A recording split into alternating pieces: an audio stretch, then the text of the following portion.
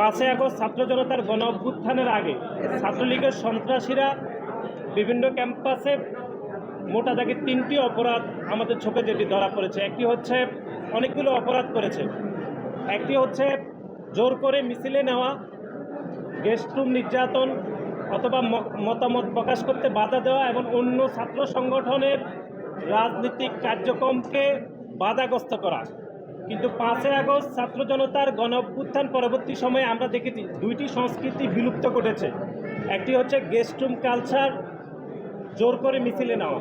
কিন্তু 5ই আগস্ট ছাত্র জনতার গণ অভ্যুত্থানের পরে আমরা অন্য সংগঠনের রাজনীতি, প্রকাশ্যে গণতান্ত্রিক রাজনীতির বাধাগ্রস্ত করার সংস্কৃতি কিন্তু এখনও চলমান রয়েছে, যেটি গতকাল খুলনা প্রকৌশল এবং প্রযুক্তি বিশ্ববিদ্যালয়ে হয়েছে। কারণ আপনারা দেখেন, খুলনা প্রকৌশল এবং প্রযুক্তি বিশ্ববিদ্যালয়ে বৈষম্য বিরোধীর একটি কমিটি রয়েছে, যেই কমিটি জানুয়ারির 7 তারিখে প্রকাশিত হয়েছে।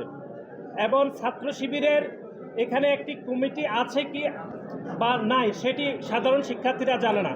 আমরা শিবিরকে স্পষ্টভাবে বলতে চাই, খুলনা প্রকৌশল বিশ্ববিদ্যালয়ে ছাত্র শিবিরের কমিটি নাই, এটি শিবিরকে নিশ্চিত করতে হবে, অথবা কমিটি থাকলে অবশ্যই ছাত্র শিবিরকে সেটি প্রকাশ্যে আনতে হবে।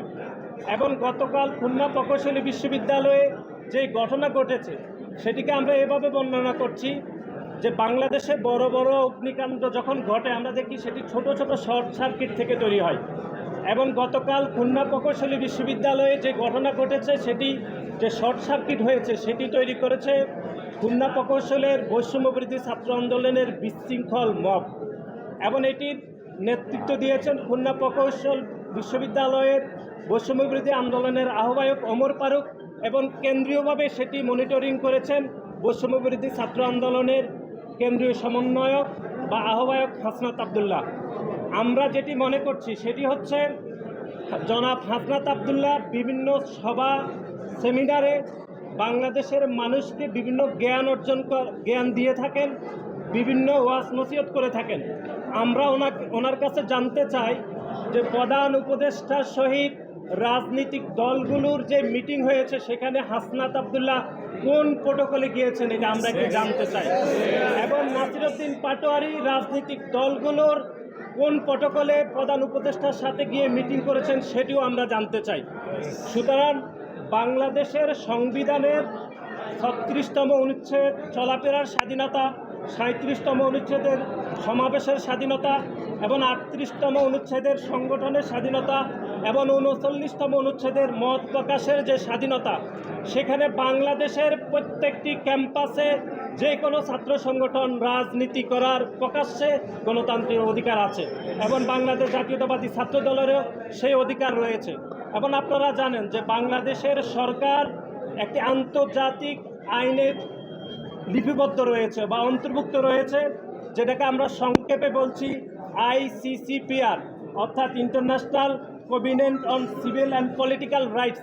অর্থাৎ বাংলাদেশের যে কোনো নাগরিক তার মতামতের ভিত্তিতে যে কোনো রাজনীতিক অংশগ্রহণ করার চূড়ান্ত অধিকার রাখে। সেখানে বৈষম্য বিরোধী ছাত্র আন্দোলনের ওমর ফারুক কিভাবে বাংলাদেশ জাতীয়তাবাদী ছাত্র দলের 3 জন নেতাকর্মীর উপর হামলা করে, সেই প্রশ্ন আমরা বৈষম্য বিরোধী ছাত্র আন্দোলনের নেতৃবৃন্দের কাছে রাখতে চাই। একই সাথে শিবিরকে আমরা পুনরায় প্রশ্ন রাখতে চাই যে খুলনা প্রকৌশল এবং প্রযুক্তি বিশ্ববিদ্যালয়ে তাদের কমিটি রয়েছে কিনা, যদি থেকে থাকে সেটি প্রকাশ্যে কিনা, অথবা কমিটি যদি নাই থাকে তাহলে সেটি তাদেরকে অবশ্যই নিশ্চিত করতে হবে। এবং গতকালের যে হামলা হয়েছে সে হামলার বিষয়ে শিবির এবং বৈষম্য বিরোধী আন্দোলনের নেতৃবৃন্দকে অবশ্যই ব্যাখ্যা দিতে হবে বলে আমরা মনে করছি।